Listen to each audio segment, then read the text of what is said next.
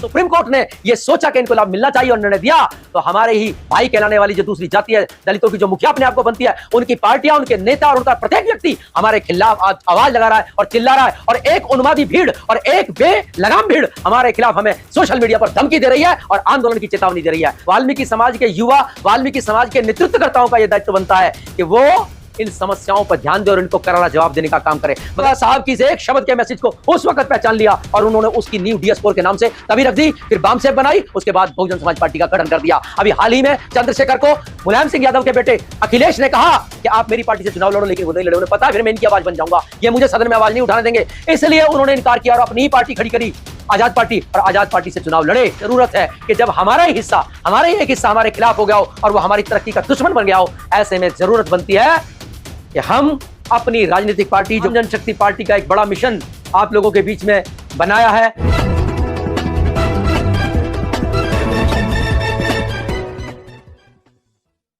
ज्ञान और विज्ञान ने इतनी तरक्की की है कि आपकी जेब में एक छोटा सा इंस्ट्रूमेंट जिसे हम मोबाइल कहते हैं हुआ है, आप उसके तो आपके सामने दुनिया भर की जानकारी निकल कर आ जाएगी। ज्ञान और विज्ञान ने इतनी तरक्की की है, इसी तरक्की में देश की तमाम जाति और धर्मों के लोगों ने भी तरक्की की है, समाज की मुख्य धारा में वो आए हैं।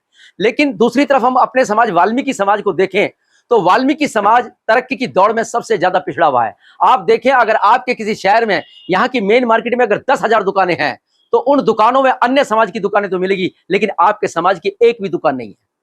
आप उद्योग के क्षेत्र में देखिए, जितनी मिल और फैक्ट्री आपके क्षेत्र में हो वो और लोगों की तो मिलेगी, उनमें एक भी फैक्ट्री आपकी नहीं है। आप शिक्षा के क्षेत्र में जाइए, आपके यहां प्राइवेट और सरकारी अगर 1000 स्कूल हैं तो उन 1000 स्कूलों में एक भी प्राइमरी पाठशाला आपकी नहीं होगी। इसलिए इस पर हमें गौर करना चाहिए कि आखिर ये इतना पिछड़ापन जहां दुनिया ने तरक्की करी, वाल्मीकि समाज क्यों नहीं कर पाया। आप देखेंगे वाल्मीकि समाज की बहुत बड़ी जनसंख्या सिर्फ एक परंपरागत घृणित पेशे से जुड़ी हुई है। नगर पालिकाओं, नगर निगमों में हमारे लोगों की भारी संख्या है और उसमें भी हमारी जो हालत है वो बहुत दयनीय है। इस काम को पक्के से कच्चे पे ले आए, ठेकेदारी पे ले आए, संविदा पे ले आए। जिस काम के हमें 50,000 रुपए मिलने थे, उस काम के अब हमें मात्र 12,000, 15,000, कहीं कहीं पे 10,000 रुपए मिल रहे हैं। तो इसलिए इस मूल समस्या की तरफ हमें जाना चाहिए। इसका कारण क्या है? इसका कारण यह है कि हमने इसकी जो मूल जड़ है उस पर ध्यान नहीं दिया। हम हर बार जब भी हमारे अधिकारों पर, जब भी हमारी नौकरी पर, जब भी हमारे रोजगार पर चोट मारी जाती है तो हमारे समाज के विभिन्न संगठन और यूनियनें हल्ला मचाती हैं, आंदोलन करती हैं, रोड जाम कर देती हैं और कुछ समय बाद उनकी 2-3 मांग मान लेती हैं और फिर वो संतुष्ट होकर दोबारा अपने अपने कामों पर चले जाते हैं। लेकिन हर 6 महीने बाद, साल भर बाद ऐसा ही होता रहा है। ये इसलिए हुआ क्योंकि इसका जो सही सॉल्यूशन है, इसका जो निवारण है वो हम नहीं कर पाए। हम कहते तो हैं कि फला सरकार में हमारा उत्पीड़न हुआ, फला सरकार में हमें जो है पीछे धकेला गया, लेकिन हर 5 साल बाद जब भी चाहे निगम के चुनाव हो, चाहे विधानसभा के चुनाव हो, चाहे लोकसभा के चुनाव हो, हम खुद उन राजनीतिक पार्टियों को खुद वोट देकर मजबूत करते हैं कि आप आइए और फिर से हमारा शोषण कीजिए। हम शोषण के टाइम पे गाली देने का काम करते हैं, लेकिन जब वोट देने की बात आती है तब उस शोषण को हम भूल जाते हैं। हम आ जाते हैं किसी के बहकावे में, हम आ जाते हैं किसी के नारों में, हम आ जाते हैं किसी के लालच में, हम आ जाते हैं किसी की दोस्ती में, हम आ जाते हैं किसी की भाईबंदी में। और हाल ही में आप देखिए, देश की दलितों का दम भरने वाली पार्टियां और उनके लोग जो हमें अपना भाई बताते थे, लेकिन अभी 30 जुलाई को माननीय सुप्रीम कोर्ट का जो निर्णय आया, आरक्षण में वर्गीकरण का जो निर्णय आया, और सुप्रीम कोर्ट ने एक मौका उन जातियों को दिया जो आरक्षण के लाभ से बहुत ज्यादा पीछे थी, जिनमें से एक जाति वाल्मीकि भी है। और वाल्मीकि जाति दिल्ली और इसके आसपास के क्षेत्रों में, उत्तर प्रदेश में, हरियाणा में बहुतायत संख्या में है। उसको आरक्षण का अब तक लाभ नहीं मिला। अगर सुप्रीम कोर्ट ने यह सोचा कि इनको लाभ मिलना चाहिए और निर्णय दिया, तो हमारे ही भाई कहलाने वाली जो दूसरी जाति है, दलितों की जो मुखिया अपने आप को बनती है, उनकी पार्टियां, उनके नेता और उनका प्रत्येक व्यक्ति हमारे खिलाफ आवाज लगा रहा है और चिल्ला रहा है, और एक उन्मादी भीड़ और एक बेलगाम भीड़ हमारे खिलाफ हमें सोशल मीडिया पर धमकी दे रही है और आंदोलन की चेतावनी दे रही है। तो साथियों, मेरा यह कहना है कि ऐसे में वाल्मीकि समाज के बुद्धिजीवी, वाल्मीकि समाज के युवा, वाल्मीकि समाज के नेतृत्वकर्ताओं का यह दायित्व बनता है कि वो इन समस्याओं पर ध्यान दे और इनको करारा जवाब देने का काम करे। मगर करारा जवाब न सड़क पर आंदोलन से दिया जाएगा, न आवाज उठा के दिया जाएगा, न पोस्टर चिपका के दिया जाएगा, न हमें मीटिंगें करके दिया जाएगा। इसके लिए मुहिम बनानी पड़ेगी, और ये सबसे बड़ी मुहिम यह है, जो हमारा सबसे बड़ी कमी थी वो यह है कि हमारे पास हमारा मोहल्ला अलग रहने का। हम समाज में जब रहते हैं, गांव देहातों में जाके देखिए, हमारे मोहल्ले अलग मिलेंगे, हमारा मोहल्ला अलग, हमारा ओढ़ना पहनना अलग, हमारी पूजा पद्धति अलग, हमारे मोहल्ले अलग, हमारा काम धंधा अलग,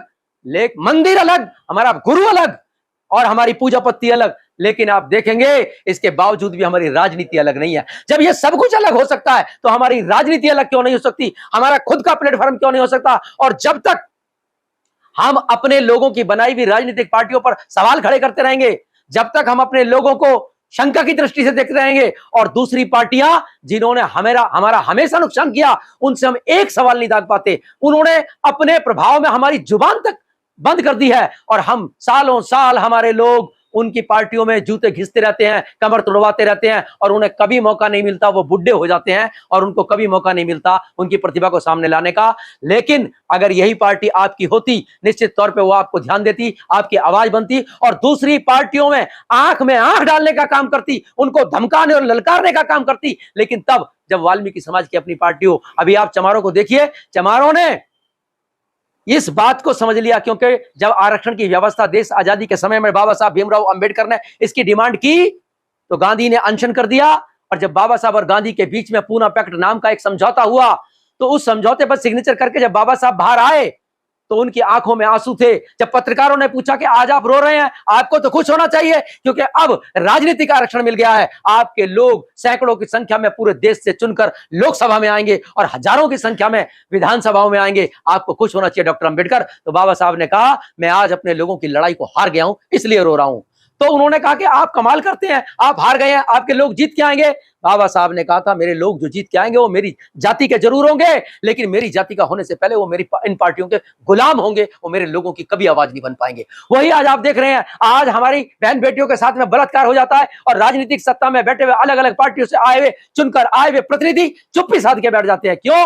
क्योंकि वो दूसरी पार्टियों के टिकट पर आए हैं। अगर हमारी पार्टी होती तो निश्चित तौर पे न्याय के लिए आवाज उठाती, सदन गूंजता, सदन में हमारी आवाज उठती, लेकिन सदन में हमारी आवाज नहीं बन पाई। और चमारों ने बाबा साहब की से एक शब्द के मैसेज को उस वक्त पहचान लिया और उन्होंने उसकी नींव DS4 के नाम से तभी रख दी, फिर बामसेब बनाई, उसके बाद बहुजन समाज पार्टी का गठन कर दिया। अभी हाल ही में चंद्रशेखर को मुलायम सिंह यादव के बेटे अखिलेश ने कहा कि आप मेरी पार्टी से चुनाव लड़ो, लेकिन वो नहीं लड़े। उन्हें पता है फिर मैं इनकी आवाज बन जाऊंगा, ये मुझे सदन में आवाज नहीं उठाने देंगे, इसलिए उन्होंने इनकार किया और अपनी ही पार्टी खड़ी करी, आजाद पार्टी, और आजाद पार्टी से चुनाव लड़े। इसलिए हमें इस बात को समझना चाहिए, हमारे आसपास की घटनाएं जो घटती हैं वो हमें बहुत कुछ सिखाती हैं। सवाल यह है हम उनसे कब सीखेंगे। आज वक्त है, आज जरूरत है कि जब हमारा ही हिस्सा, हमारा ही एक हिस्सा हमारे खिलाफ हो गया हो और वो हमारी तरक्की का दुश्मन बन गया हो, ऐसे में जरूरत बनती है कि हम अपनी राजनीतिक पार्टी, जो मान्य हमारे बीच में आज उपस्थित है माननीय राजेंद्र सूद जी, उन्होंने आम जनशक्ति पार्टी का एक बड़ा मिशन आप लोगों के बीच में बनाया है। हम सबका दायित्व बनता है कि हम उस मिशन के साथ में जुड़े। और ऐसा नहीं है कि ये पहली राजनीतिक पार्टी है, समाज में बहुत सारी राजनीतिक पार्टियां बनाकर लोग घूम रहे हैं। लेकिन क्या पार्टी बना लेना सिर्फ हमारा समस्याओं का समाधान है? पार्टी बना लेना कोई बड़ा काम नहीं है, लेकिन पार्टी के लिए विचार, दिमाग, प्रोजेक्ट किसके पास है? क्या जिस व्यक्ति ने पार्टी रजिस्ट्रेशन की, क्या उसने अपने मन से की? कई लोगों ने डमी पार्टियां खड़ी कर रखी हैं, दूसरे के उकसाव में खड़ी कर रखी हैं समाज को बांटने के लिए। लेकिन जब आप उनसे बात करेंगे तो आपके अंदर फीलिंग नहीं आएगी कि यह आदमी कोई राजनीतिक पार्टी बना सकता है। कुछ लोगों ने सिखाई में बनाई, कुछ लोगों ने शौक में बनाई, कुछ लोगों ने पैसा कमाने के लिए बनाई, लेकिन जिनके अंदर दिमाग में प्रोजेक्ट है, जिनके अंदर मिशन है और जिनके दिल और दिमाग में जुनून है, वो पार्टी चला पाएंगे। तो मेरा आप लोगों से यह आग्रह है कि हमारे बीच में माननीय राजेंद्र सूद जी, जिन्होंने आम जनशक्ति पार्टी बनाई और इसके मिशन को लेकर वो दूर दूर जा रहे हैं। कल भी हम आप सम्मानित लोगों से, जो जागरूक लोग हैं, उनसे ये मेरा आग्रह है कि हमें अपनी कौम की भलाई के लिए अब इन राजनीतिक पार्टियां, जो परंपरागत राजनीतिक पार्टियां हैं, जो हमारी शोषण करने वाली जातियों ने बनाई हुई हैं, उन्होंने हमारे भले को टारगेट रख के पार्टियां नहीं बनाई, उन्होंने हमारा शोषण करने के लिए पार्टियां बनाई है। इसलिए मेरी आपसे गुजारिश है, इन पार्टियों के मोह को छोड़ना होगा। हो सकता है इन पार्टियों में हमारे छोटे मोटे काम अटक रहे हो सकता है इन पार्टियों के थ्रू हमारे छोटे मोटे काम बन जाते हो, लेकिन किसी बड़े उद्देश्य की पूर्ति के लिए हमें अपने छोटे मोटे उद्देश्य को त्यागना पड़ेगा, तभी हम सफल होंगे। इन्हीं शब्दों के साथ जय वाल्मीकि।